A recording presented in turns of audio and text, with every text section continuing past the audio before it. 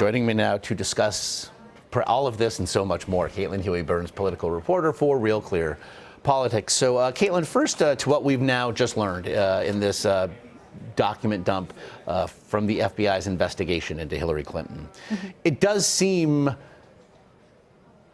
to be something short of a smoking gun. If nothing else, that if you're a supporter of Hillary Clinton, you may just see a politician being political. If you are not a supporter of Hillary Clinton, this is just further evidence of nefarious wrongdoing. Yeah, I don't think there's a big, huge bombshell in these. And if anything, it gives a very interesting window into how campaigns operate, how politics goes on behind the scenes. And to a lot of detractors of Hillary Clinton or those who oppose her, that's something that they don't like about her, right? That she is part of this political establishment and machine and all of that. I think when you're looking at the political effects of this, Hillary Clinton is facing the prospect of being able to broaden her map. I mean, go to states that haven't been competitive for Democrats before. She's looking at a lead in the polls nationally and in key battlegrounds, and she needs people to come out and vote for her. So the challenge for her with all of this is whether this depresses turnout for her in any way, or, you know, those who know that they're not going to support Trump, whether they feel inclined to support her when they see these emails and kind of everything attached to it. That might really be a key point of strategy for the Trump campaign at this point. But as Donald Trump himself now calls into question the very legitimacy of the American electoral process, is there a danger for the GOP that will depress turnout for Trump supporters, many of whom he has proudly said haven't been a part of this process before and may not be so inclined now to join the process for the first time? Right. It could have a really interesting backfiring effect on Trump. I mean, he's been talking about how enthusiastic his base of supporters are. If he's out telling them falsely that these elections are rigged, he's been tweeting that the polls are wrong, that things are going on in polling stations, which we know is not true. There have been various reports that show that while there are cases of voter fraud, it is not the large scale that he is talking about. And a lot of Republicans, quite frankly, have reason to be concerned about this kind of messaging coming from a major party nominee. They are looking at trouble down ballot here. And what you have is Trump lashing out against people like Paul Ryan and Republican leaders and basically telling supporters, in a way, vote for me, but don't necessarily vote for everybody else in the Republican establishment. And that's really troubling because a lot of these Republicans are depending on Donald Trump to bring out his voter base in favor of them as well. So you're looking at a lot of different implications here that are all signs of trouble for and obviously could tip congressional majorities so that a Republican president in Donald Trump is not working with a GOP Congress. Is Donald Trump still running for president?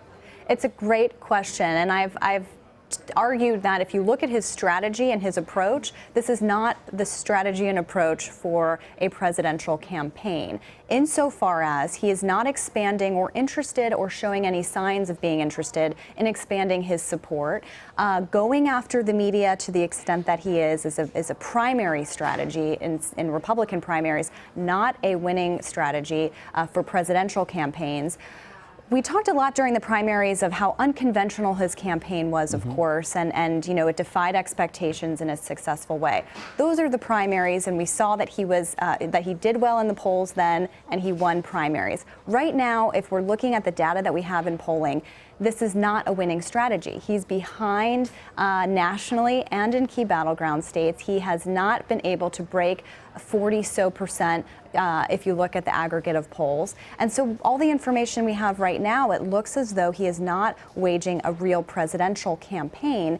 And also there are reports today, of course, of this media venture that many have been expecting him to launch after the campaign. So if you look at what he's been saying over the past 2 weeks, looking for kind of excuses as to how he would spin a loss compared to what he's doing to win. Because I mean, it certainly, as you mentioned, has not felt like anything remotely comparable to a conventional presidential campaign. However, it has certainly been a publicity campaign. And it would certainly stand to reason if a venture perhaps was in the offing that attacking his competitors rather than just mainstream media, if you will, would be a sound business plan at this point. He essentially has 22 more days on the biggest stage of them all. Does it? It seems to line up more. It seems to fall more in line with that idea. And when you look at how Trump operates and the message that he's been putting out, you know, he has not promoted over the past year a message of losing, right?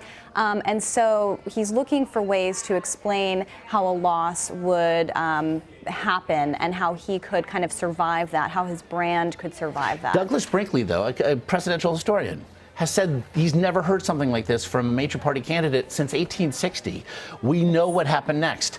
We've heard now reports of attendees at Trump campaign functions with Donald Trump, Mike Pence, calling for revolution in meet and greet scenarios. Look, we know what happened in 1860. How concerned should we be about what's going to happen in 2016? This is going into very dangerous territory. You have a major party nominee directly undermining the democratic process. Our tradition is a peaceful transfer of power.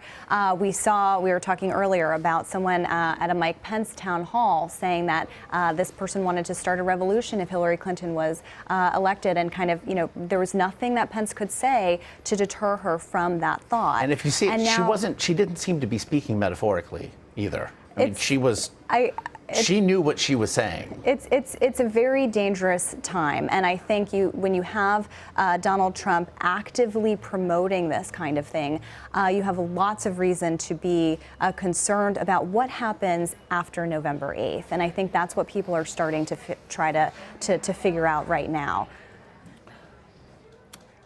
And we will continue to try to figure it out for 22 more days at the very least. Kaitlyn, Huey, Burns, as always, we appreciate it. Thank you.